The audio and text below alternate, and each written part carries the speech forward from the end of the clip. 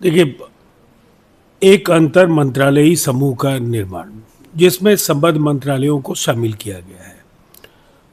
उप समितियों के जरिए जो लॉजिस्टिक पार्टनर्स हैं, जो इंश्योरेंस कंपनीज हैं, जो बैंक्स हैं, इसलिए कि ये जहाज़ों पर जो आक्रमण हुए हैं उससे प्रीमियम भी महंगे हो रहे हैं, इसलिए कि उसमें जोखिम का जो कंपोनेंट है उसकी वजह से वो कहीं ना कहीं निर्यातकों के लिए मुश्किलें उससे बढ़ रही हैं।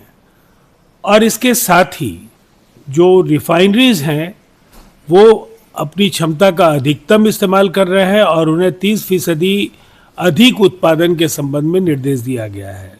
एलपीजी की जो उत्पादक इकाइयां हैं उन्हें भी 25% उत्पादन बढ़ाने को कहा गया है। स्ट्रैटेजिक पेट्रोलियम रिजर्व एसपीआर जो कोशिश है कि भारत, अमेरिका, रूस और चीन के साथ कनाडा और नॉर्वे से एक रणनीतिक तेल भंडार 50 लाख बैरल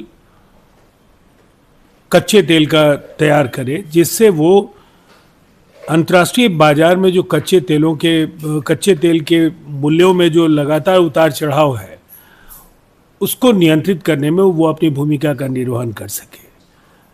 कोशिशें लगातार जारी हैं और इसके साथ ही एलपीजी को लेकर के जो या क्रूड ऑयल को लेकर के जो इंडियन बास्केट का डाइवर्सिफिकेशन है, जिसका अर्थ स्पष्ट है कि हम कई मुल्कों से जो एलपीजी ले रहे हैं, जो कच्चे तेल ले रहे हैं, उसकी वजह से अब ये बड़ी संख्या में ऐसे देश हैं जिससे आपने पहले तेल नहीं लिया, अब आप ले रहे हैं। तो इसकी आँच भारतीय उपभोक्ताओं तक नहीं पहुँचे, बशर्ते ये युद्ध और लंबा नहीं खींचे, तो हमें लगता है काफ़ी हद तक जो सावधानी भरा रवैया है उसका लाभ मिलेगा। देखिए, दरअसल फैसल रहमान के खिलाफ तेजस्वी यादव कार्रवाई कर ही नहीं पाएंगे। उन्हें पार्टी के अंदर बढ़ रहा असंतोष इसका एहसास है और कहीं ना कहीं नेता प्रतिपक्ष की कुर्सी पर बने रहने के लिए भी उन्हें पर्याप्त संख्या में विधायकों का समर्थन चाहिए और इसीलिए बलि का बकरा उन्होंने एडी सिंह को बनाया।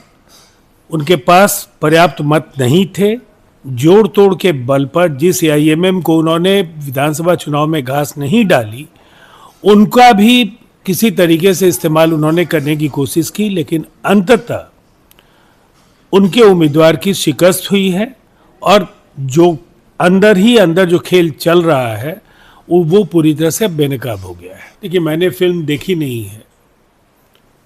फिल्में कई बातें कहती हैं, अभिव्यक्ति की स्वतंत्रता का जो अधिकार है वो अपनी बातें कह सकती हैं, लेकिन फिल्म देखने के बाद ही उस पर कुछ भी कहा जाना मुनासिब होगा।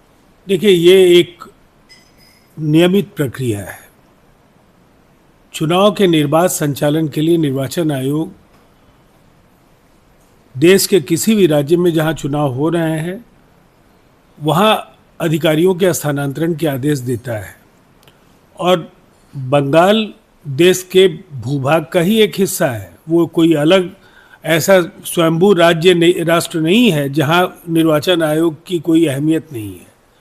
उन्होंने वहां के स्थितियों का आकलन करके ये निर्णय लिए और चूंकि ममता बनर्जी की वापसी नहीं हो रही है, जनता के बीच उनकी लोकप्रियता लगातार गिर रही है, तो वो लोगों का ध्यान बांटने के लिए निर्वाचन आयोग को निशाना बना रही है।